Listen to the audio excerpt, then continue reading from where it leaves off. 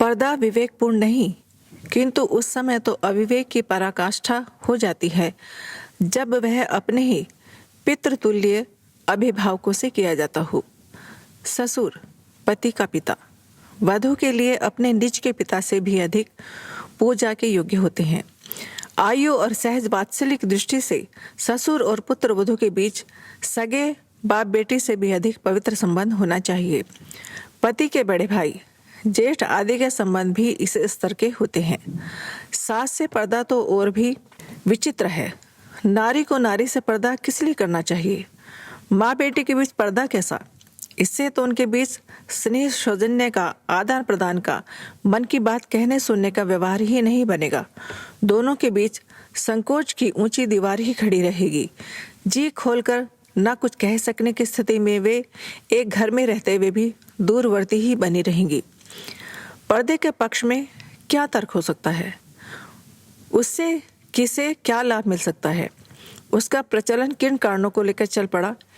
इन प्रश्नों का कोई विशेष विवेक सम्मत उत्तर नहीं मिलता है। प्राचीन भारत की महान परंपराओं का पर्यवेक्षण करने पर कहीं कोई ऐसे सूत्र नहीं मिलते हैं जिनसे सिद्ध होता हो कि पर्दा इस देश की प्रथा परंपरा में कभी भी सम्मिलित रहा है। उसे धार्मिक और सामाजिक मान्यता किस आधार पर मिल सकती है, इसका कोई उत्तर मिलता नहीं दिखता। नर और नारी को पृथक नहीं किया जा सकता, असंबंध नहीं रखा जा सकता, उनके बीच मात्र कामों के व्यवहार की ही कल्पना नहीं करनी चाहिए, वरन सहयोग के अनेक क्षेत्रों पर भी दृष्टि डालनी चाहिए, जिनमें आधी आधी आबादी में बटे हुए इन दोनों पक्षों का कंधे से कंधा मिलाकर चलना आवश्यक है। यह दुष्ट व्याख्या मन में से निकाल ही देनी चाहिए, जिसके अनुसार नर नारी को पति पत्नी की परिधि में सीमित कर दिया जाता है। स्मरण रखा जाए कि नारी किसी की पुत्री, किसी की बहन और किसी की माँ भी होती है। दाम्पत्य जीवन में भी उसकी भूमिका भोग्या अथवा वेश्या की नहीं, विशुद्ध रूप से धर्म पत्नी की होती है। धर्म पत्नी का अर्थ होता है सहधर्मिणी, सहचरी, सहेली, मित्र, स्वजन, आत्मीय और भागीदार। उसका कार्यक्षेत्र ससुराल और पितृगृह में अत्यंत व्यापक है। काम चेष्टा का स्थान तो सुविस्तृत जीवन में राय के बराबर ही होता है। समय, श्रम, बुद्धि, मनोयोग, प्रतिष्ठा, कुशलता के उपयोग का क्षेत्र तो अत्यंत व्यापक है। उस सारी परिधि को इसलिए अविरुद्ध कर दिया जाए कि सहयोग में कामुक संभावना की आशंका है, तो यह मान्यता अत्यंत विचित्र, नितांत ओछी मानी जाएगी। हमें इन पार्श्विक मान्यताओं से ऊपर उठना ही चाहिए। नारी को मनुष्य मान लिया गया, उसको बंधन मुक्त किया गया। इसके दो ही प्रमाण हैं। शरीर पर से पर्दे का प्रतिबंध हटाया जाए और मन पर से प्रताड़ना कर सकने का अधिकार समाप्त किया जाए। उसे न तो पद दलित रहने दिया जाए, न प्रताड़ित। यह स्थिति जितनी नारी के लिए दयनीय है, उससे अधिक नर के लिए लज्जाजनक है। अपने महान देश के निवासियों को, अपनी महान संस्कृति के अनुयायियों को आज इतनी गई गुजरी स्थिति में पहुंचा हुआ सिद्ध नहीं करना चाहिए। मनुष्य द्वारा मनुष्य की प्रताड़ना नितांत पार्श्विक है।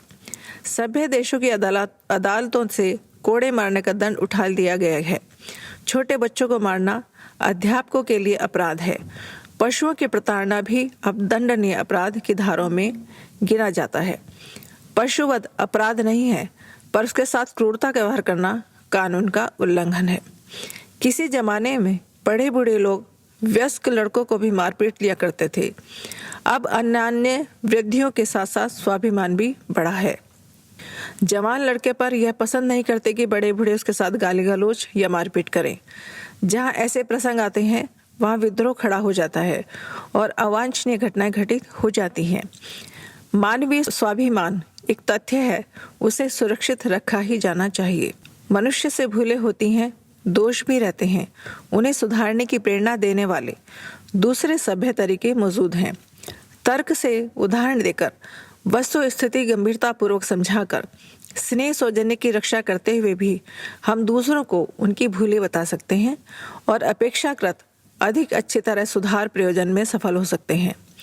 नव जागरण की इस पुनीत बेला में हमें नारी को उठाना चाहिए, उसके साथ बरती जाने वाली अनीति का अंत करना चाहिए, उसे मनुष्योचित आत्मसम्मान के साथ जीवित रहने का अधिकार दिया जाना चाहिए, विश्वास और सम्मान देकर उस अनीति का परिमार्जन किया जाना चाहिए जो पिछले 1000 वर्ष से नारी के साथ बढ़ता जा रहा है। न्याय और विवेक का नव जागरण का यही संदेश है।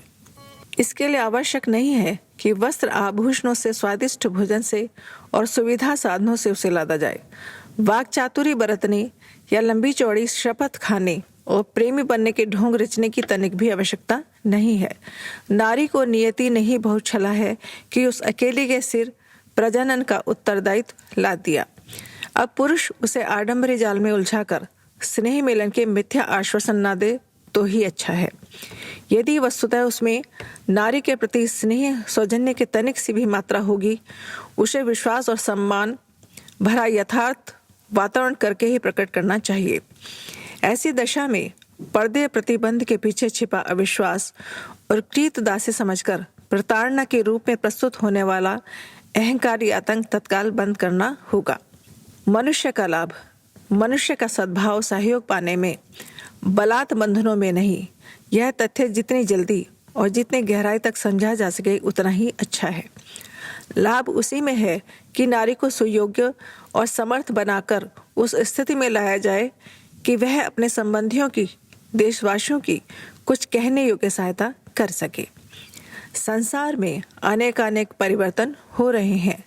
पिछले दिनों की प्रथा पर, परंपराओं में भारी हेरफेर हो रहे हैं। किसी समय समुद्र यात्रा पाप गिना जाता था और वैसा करने पर लोकमान्य तिलक जैसों को जाति से बहिष्कृत होना पड़ा था। सती प्रथा अब उठ गई है। देवताओं को प्रसन्न करने के लिए पशु बलि चढ़ाना अब पिछड़े लोगों की मूर्खता में गिना जाता है। मनुष्य मनुष्य के बीच बढ़ते जाने वाले भेदभाव भी मिट रहे हैं।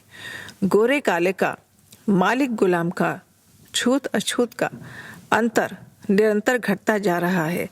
नर और नारी के बीच की असमानता भी समय के धक्के खाकर हटती मिटती जा रही है। परिवर्तन हमें बदलने के लिए विवश कर रहे हैं। यूँ प्रगति के नाम पर अवगति भी कम नहीं हुई है, पर जो स्वागत योग्य है, औचित्य है, उसे तो अपनाना ही पड़ेगा। अगर आपको हमारी यह वीडियो पसंद आई हो तो इसको लाइक करें, कमेंट और शेयर जरूर करें और हमारे YouTube चैनल ऋषि चिंतन को सब्सक्राइब भी कर लें। साथ ही बेल आइकन को भी दबाएं ताकि आपको आने वाली वीडियोस की नोटिफिकेशंस मिलती रहें। धन्यवाद।